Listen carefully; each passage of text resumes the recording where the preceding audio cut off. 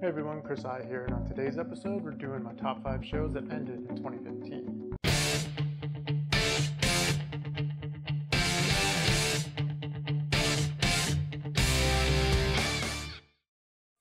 So my criteria for ranking is very simple. It's based on how much I like the show, how much I'm going to miss the show, and how much potential I think the show still had to make good episodes. And with that being said, let's get everything started. Number 5. So at number 5 we have Hemlock Grove. This is a Netflix original series that lasted 3 seasons. Now, I should say this, that after the first season, I was super hyped on the show. Thought it was absolutely awesome. Werewolves, vampires, that whole spiel, and anybody who watches my channel knows I really like that stuff. I talked about it in a lot more detail in the top 10 supernatural video, so I'm not going to go into as much detail now. What I am going to say is that it definitely dropped off after season 1. Season 2 was decent. It wasn't great, wasn't terrible.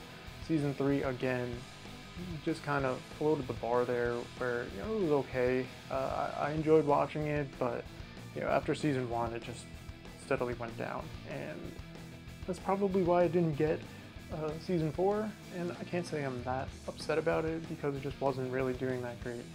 And it's totally understandable. So, Netflix, I'm giving you a pass for canceling this. I wish it had gone on longer, but I also wish the content was a little bit better. Number 4. So number 4 we have The Awesomes. This is a Hulu original animated series that lasted also 3 seasons. And this show is one of the ones where I think it definitely had room to grow way more, and I'm really not happy with Hulu for canceling it. I'm still in hopes that it will get picked up somewhere else. The likelihood of that happening is very, very small.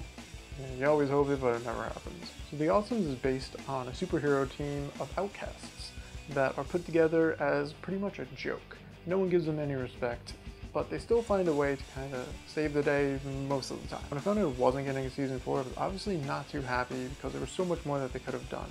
And how season 3 ended, and I'm not going to give any spoilers in case you guys want to go back and watch it, it led up to what would have seemed to be a pretty cool season 4.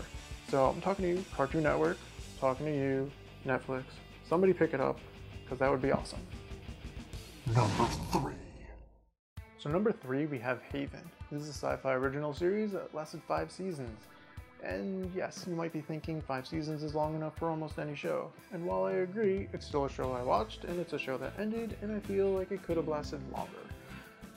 I'm not going to go into a lot of detail about the show, as I've talked about it before in previous videos, so if you want to hear a more detailed description of the show, go check out the top 10 supernatural shows, and you can learn about it there. Although, again, I totally suggest going back and watching it. It's on Netflix.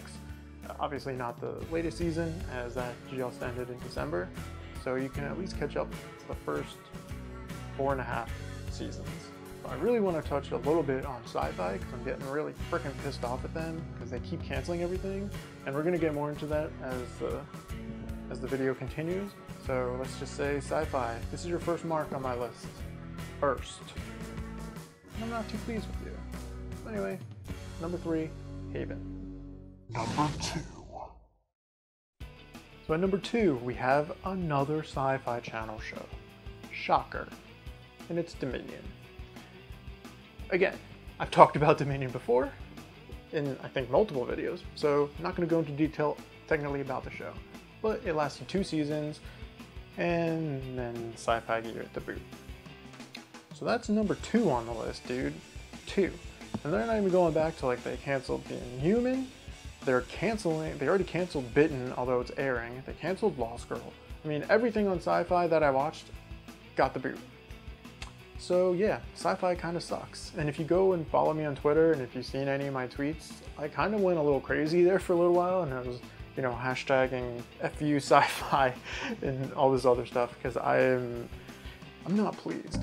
So before we get to number 1, as always, let's run over the honorable mentions. Jane, you're that psychic fella. Right. Me, I don't buy into that ESP crap. No offense. None taken.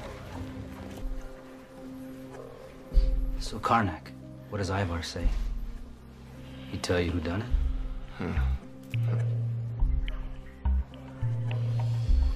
Leather pants, musky cologne, phallic jewelry, a ladies' man. Went after high-end cougars with moderate success. Casual cocaine user, plays guitar, not well, works in the non-creative end of a creative business. Advertising, maybe, nothing worth killing anyone over anyway. So he died for romantic reasons. Where are those suspects you mentioned?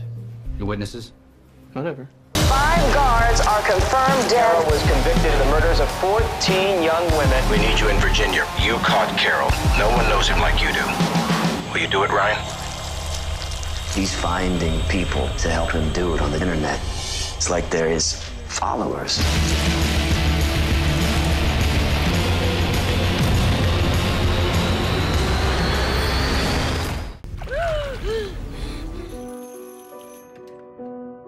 Mr. Langston? What's this about? Did your son go missing, sir? Why? I haven't. My son died 32 years ago.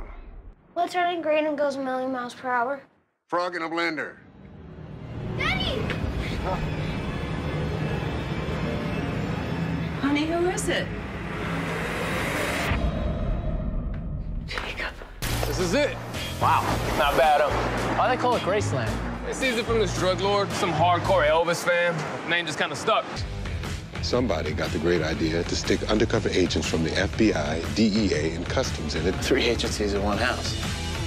All right, so Agent Warren. Yes. This is gonna be a simple reverse, okay? You're gonna walk in the spot, you're gonna make the deal, you're gonna give us the bus signal, okay? What's my name? Your name is Mike? Yeah? Go with Mike. Mike. So number 1, we have Constantine. I'm gonna try really hard not to get super freaking pissed off about this, because I spent a while being quite angry. I loved Constantine. I know it started off a bit slow, but by the end of the season, I thought it had picked up, and it was like pacing was awesome, the story was awesome, the acting was good, everything was great, special effects good. The only problem, it was on NBC, and NBC kind of blows. I was really looking forward to Constantine. If you read the comic book, I mean, it had a lot of comic book influence, which I always think is very good. If you're gonna do something, you know, based on a book, based on a comic book, based on anything, it's like you have everything plotted out for you, use it. Don't just make your own original content and completely crap on what was already there. Again, Constantine I think could have lasted way longer than 1 season, could have done good on almost any other network. But again, I think NBC is the main reason that it failed. They were hoping that being a lead into Grimm would get them going, but again, you put it on Friday nights, like that's not where you put a brand new show. It's never gonna work.